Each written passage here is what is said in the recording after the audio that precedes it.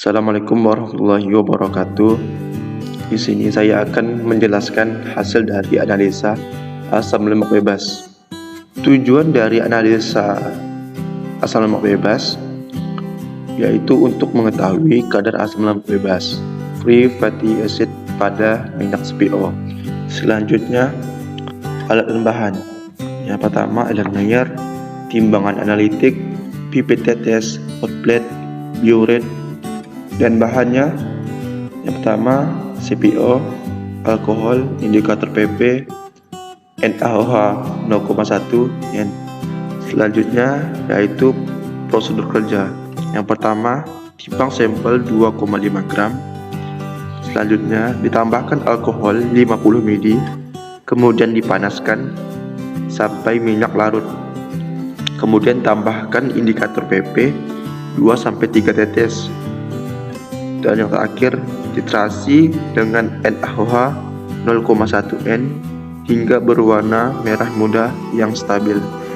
Pada perhitungan, pada sampel 1 didapatkan hasil 10,48%. Pada sampel 2 didapatkan hasil 10,24%. Pada pembahasan, pada praktikum yang telah dilakukan, didapatkan kadar asam lemak bebas sebesar 10,48% dengan tuplos 10,24%.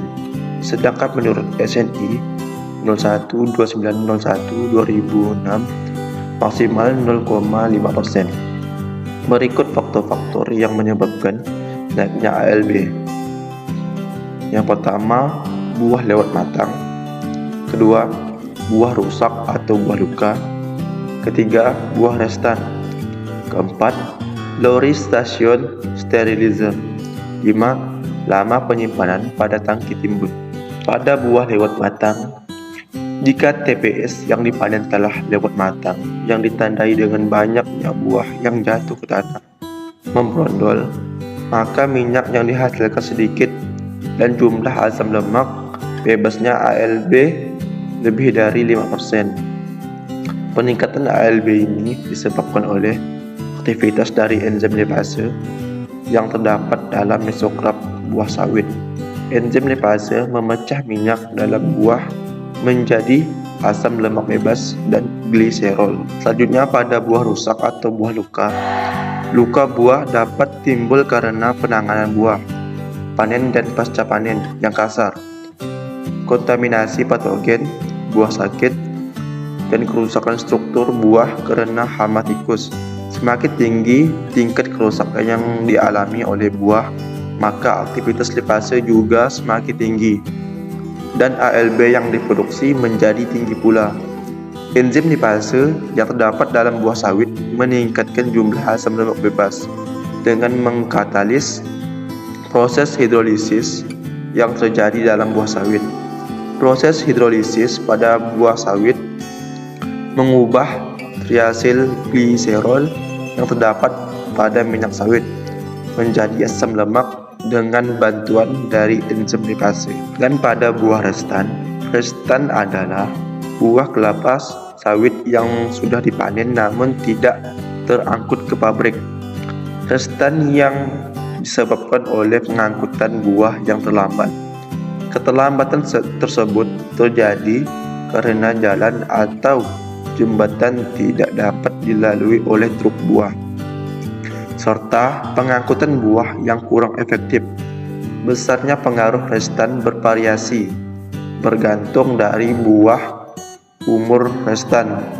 Semakin lama buah terlambat angkut atau tertimbun akan semakin memperburuk mutu buah sekaligus meningkatkan kandungan FFA dalam CPO. Selanjutnya, pada stasiun sterilizer, kenaikan ALB disebabkan oleh kondisi air yang masih terikut di lori rebus sehingga menimbulkan reaksi hidrolisis disebabkan oleh penurunan tekanan pada puncak 1 dan 2 tidak mencapai 0. Hal ini menyebabkan proses pembuangan air tidak sempurna dan pada akhirnya akan memicu reaksi hidrolisis pembentukan ALB. kembali dengan cepat setelah keluar dari perebusan. Kenaikan kadar asam lemak bebas pada CPO juga dapat terjadi karena lamanya penyimpanan selama di tangki penimbunan minyak.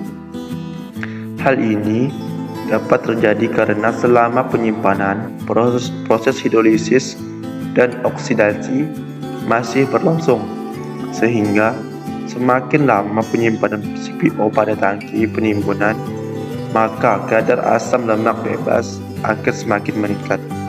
Jadi dapat disimpulkan bahwa hasil analisa kadar asam lemak bebas ALB yang diperoleh yaitu 10,48%. Sedangkan menurut SNI 0129012006 adalah 0,5%. Hal ini berbeda karena nilai ALB dapat dipengaruhi oleh kriteria TBS seperti TBS lewat matang, TBS restan, TBS memar atau luka, dan penyimpanan pada tangki timbun, serta proses sterilisasi.